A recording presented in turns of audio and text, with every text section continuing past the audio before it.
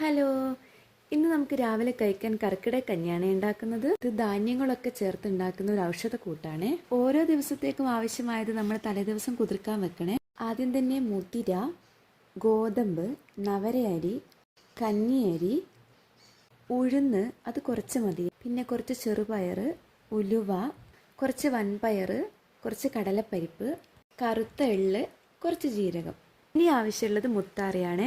അത് നമ്മൾ രാവിലെയാണ് അരച്ച് ചേർക്കുക. ഇതെല്ലാം കൂടെ ചേർത്തിട്ട് നന്നായിട്ട് കഴുകിയെടുക്കണേ. ഇനി ഇതെല്ലാം കൂടെ നമുക്ക് കുതിർക്കാനായി മാറ്റി വെക്കാവേ.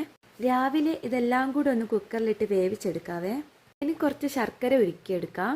ഇതൊക്കെ നന്നായി വെന്ത് കിട്ടിയേ. ഇനി നമുക്ക് ഉരുക്കി വെച്ച ശർക്കര ഇതിലേക്ക് ചേർത്ത് കൊടുക്കാവേ. എല്ലാം കൂടെ ഒന്ന് ഇളക്കിയെടുക്കാം. തേങ്ങാപ്പാൽ ചേർക്കാൻ വേണ്ടി ഇനി കുറച്ച് തേങ്ങ തിരുമ്മിയെടുക്കാവേ.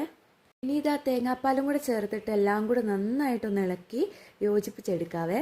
നമ്മുടെ കർക്കിടക കഞ്ഞി ഇവിടെ റെഡിയായേ. തേങ്ങാക്കൊത്തും ചെറിയുള്ളിയും കൂടെ നെയ്യിൽ വറവ് ചേർത്ത് കഴിഞ്ഞാൽ നല്ലതാണ്. ഇവിടെ ആർക്കും അത് ഇഷ്ടമില്ലാത്തതുകൊണ്ട് ഞാനത് ചേർക്കുന്നില്ലേ. ഞാനിത് ചൂടോടെ കഴിക്കട്ടെ.